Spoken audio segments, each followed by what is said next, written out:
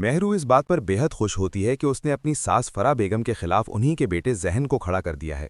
उसने चालाकी से जहन के दिमाग में ये बात बिठा दी कि तुम्हारी माँ ने मुझे सीढ़ियों से धक्का दिया, जिसकी वजह से मेरे पेट में मौजूद बच्चा मर गया।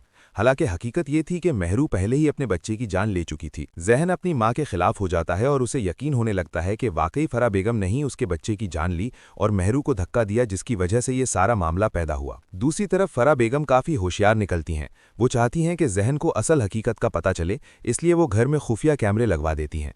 इसके साथ वो अपनी नौकरानी को भी हिदायत देती हैं कि महरू जो भी बात करे, चाहे किसी से भी और कहीं भी, वो सारी बातें उन्हें ज़रूर बताई जाएं। इसी दौरान महरू सलमान को फ़ोन करती है और फ़ख्र से कहती है कि मैंने जहन को उसकी माँ के खिलाफ कर दिया है, अब वो मेरी बातों में पूरी तरह आ चुका है। वो सलमान को बताती है कि अब मैं जहन के ज़रिए ये घर दोबारा अपने नाम करवाऊंगी और असल कागजात तुम्हें दे दूंगी, फिर हम बहुत जल्द शादी कर लेंगे। वो सलमान से ये भी कहती है कि जल्दी से तलाक के कागजात तैयार करो ताकि मैं जहन से जान छुड़ा सकूं। सलमान वक्ती तौर पर हाँ तो कर देता है, मगर अंदर ही अंदर डर जाता है, क्योंकि उसे अंदाज़ा हो चुका होता है कि फरा बेगम सब कुछ जान चुकी हैं और अब वो खुद भी बुरी तरह फंस सकता है। इसी खौफ की वजह से वो अपनी महबूबा के साथ भाग जाता है, क्योंकि वो पहले ही महरू से सोना और पैसे हासिल कर चुका होता है। इधर महरू अपनी वालिदा आलिया के घर चली जाती है और वहां जाकर कहती है कि वो अब जहन से तलाक लेना चाहती है, क्योंकि उसकी सास ने उसके बच्चे की जान ले ली है। उसी वक्त फरा बेगम भी वहां पहुंच जाती हैं और सारी हकीकत सबके सामने बयान कर देती हैं कि महरू ने किस तरह सबको धोखा दिया, अपने बच्चे का ड्रामा रचाया और सबको ट्रॉमा दिया। ये सारी बातें मुनीर साहब भी सुन लेते हैं। गुस्से में आकर वो आलिया को थप्पड़ मारते हैं और कहते हैं कि मुझे तुमसे यही उम्मीद थी कि तुम ना सिर्फ अपनी बल्कि अपनी बेटी की जिंदगी भी बर्बाद कर दोगी। गुस्से में वो आलिया को तलाक दे देते हैं और माँ बेटी दोनों को घर से निकाल देते हैं। दूसरी तरफ फरा बेगम जहन को खुफिया कैमरों की रिकॉर्डिंग दिखाती हैं और नौकरानी की सुनी हुई बातें भी उसे सुनाती हैं। अब जहन पर सारी हकीकत खुल जाती है।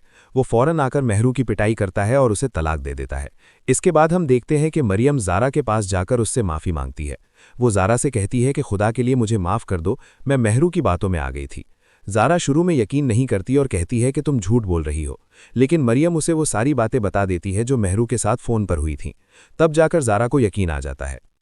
इसके बाद ज़ारा हादी के पास जाती है और उससे माफ़ी मांगती है कि मैंने तुम पर शक किया, मरियम और महरू ने मिलकर मुझे बेवकूफ़ बनाया और तुमसे दूर कर दिया। हादी भी ज़ारा को माफ़ कर देता है।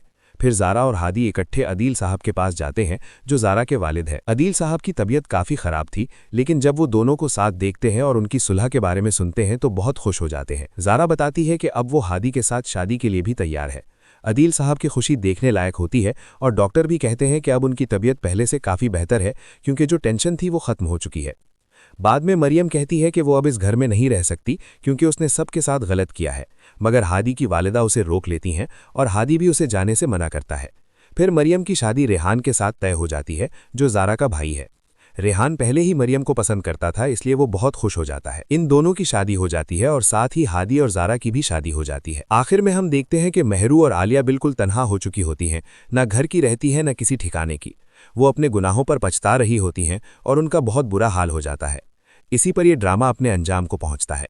दोस्तों, अगर आपको ये कहानी अच्छी लगी हो तो हमारे चैनल हादी ड्रामा रिव्यूज़ को सब्सक्राइब करना ना भूलिएगा, ताकि आने वाली वीडियोज़ आप तक पहुँचती रहें। अपना बहुत ख्याल रखिएगा। अल्लाह हाफिज़।